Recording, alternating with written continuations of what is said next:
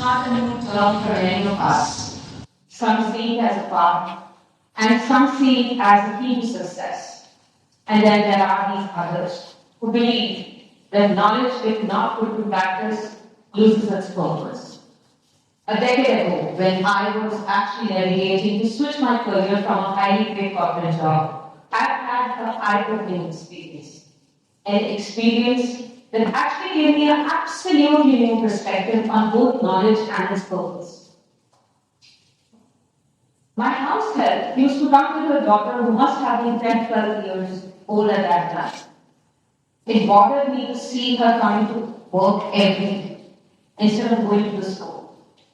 One day when I found the opportunity, I sat her down and really talked about the kind of schooling, the numerous facilities that were available by the government to make sure that she could really go and attend the school. I also gave her the pep talk that how school was important for her. I believe that my advice would really turn her around.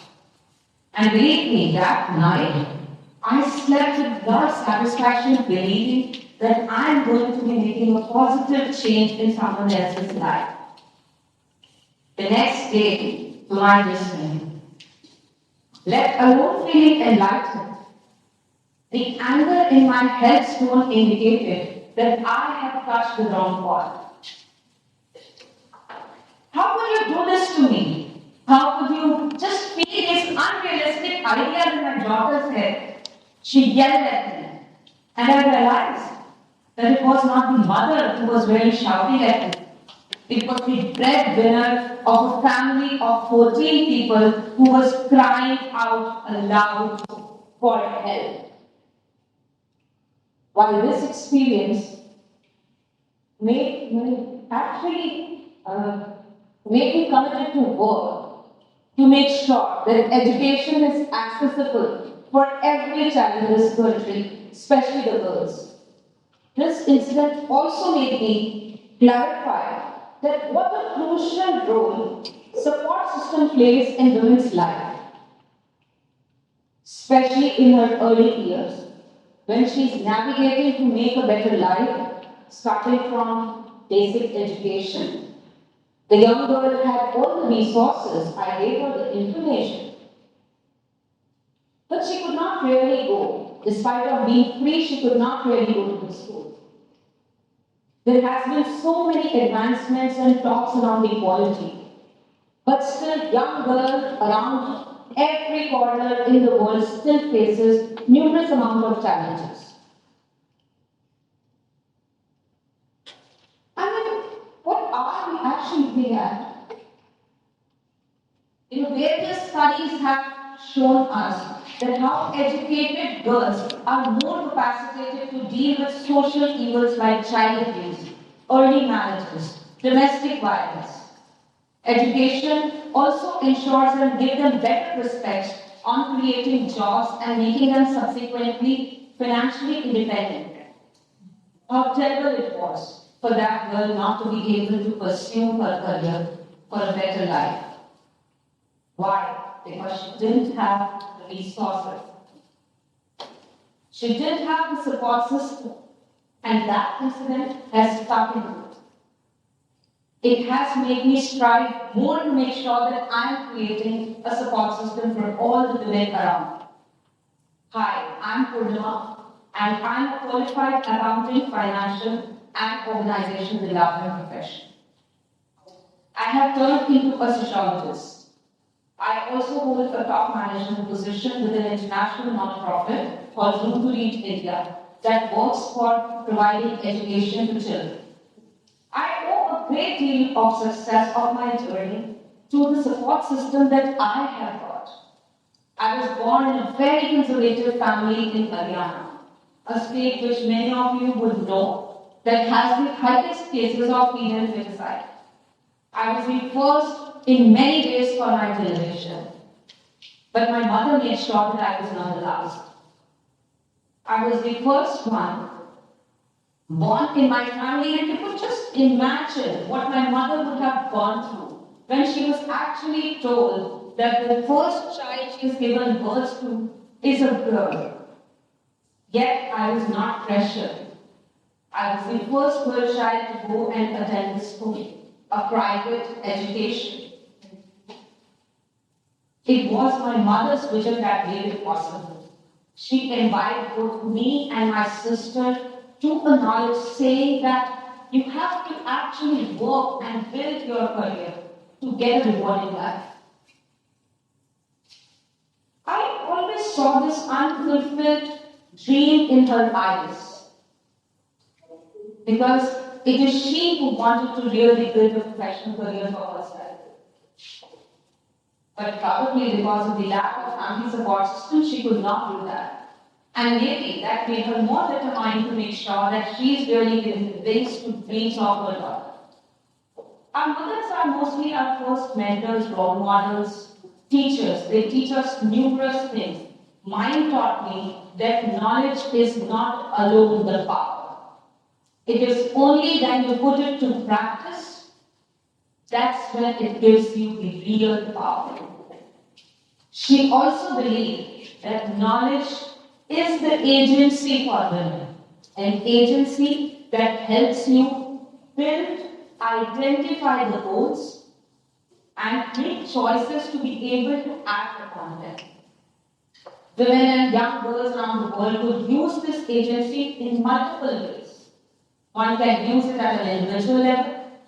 It can be used collectively within the family, in politics, market, formal, informal network. I'm also the first female in my family to have a professional career. And I attribute it to the knowledge that I have gained through education that my mother helped me build over years.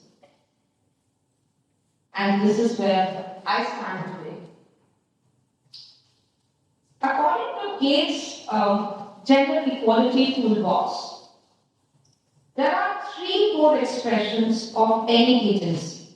And I'll just talk a little bit about that, how I translated those three core expressions. The first one that we'll talk about is the decision making.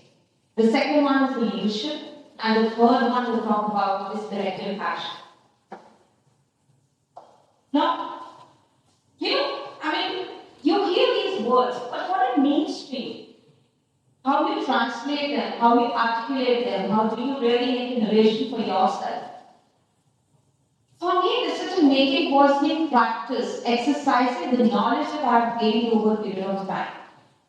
Leadership for me was a position of influence to inspire and to lead. And the most important that I felt was the collective action. The collective action for me was cultivating the tribe, standing together in solidarity for making a social transformation. And I had all the three expressions in me to really make an impact in my circle of influence. But yes, I too had my share of struggle. It was incredibly stressful when I too had to make choices between family and the work life. Our workplaces are more naturally designed in a way that there are more advantages to men. This choice between family and work actually puts women at a disadvantaged position vis-a-vis men. How many of you ever heard a man had to really make a complaint about balancing between his household responsibilities and office responsibilities? Have you ever heard that? It's just not me. I did some finding. I tried looking into some data and I tried to show you some. This is actually from a source where this is an article that was published by Hindustan Times on 30th of June 2022. There was a number theory that why women drop out of the labor force in India. It is the burden of the household responsibilities, duties that they have to do, because of which 43% of women drop out of labor forces on account of childcare and homemaking responsibilities. Women do not have the agency, the support system. I also tried to dig into some more data for medical profession.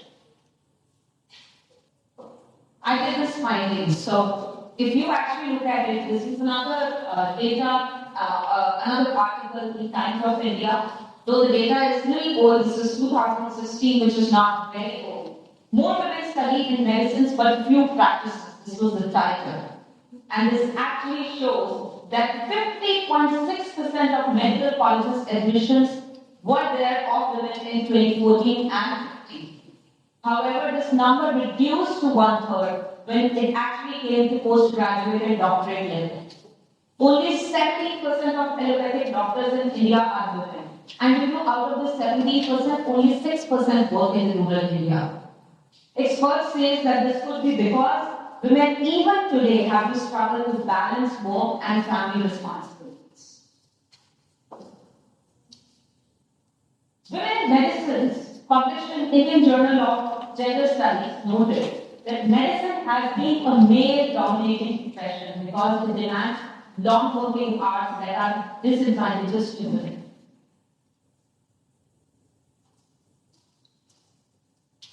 I didn't show you this data to dishearten you, but I have shown you this data to start a very important conversation with all of you.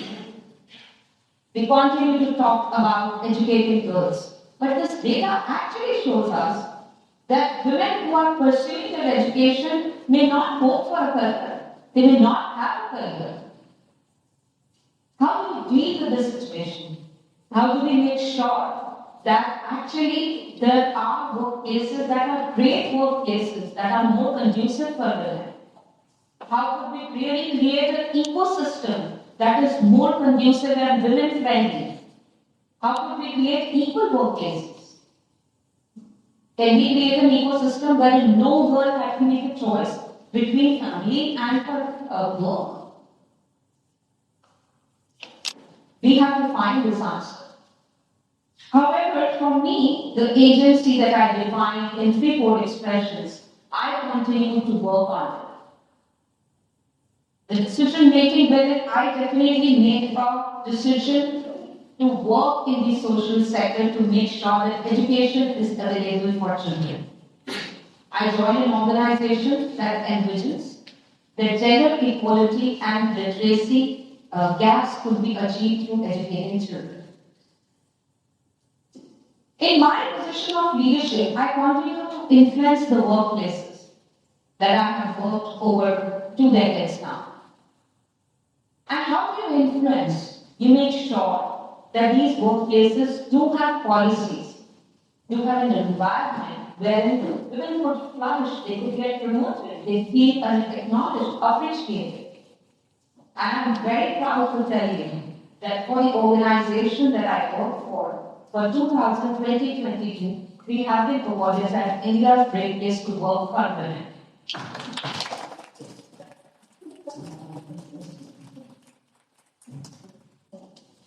It's all that I have taken in my leadership style is to cultivate the tribe, a tribe of both men and women, a resource pool that helps each other create that support system, create that agency where you are able to help each other, celebrate each other's achievements.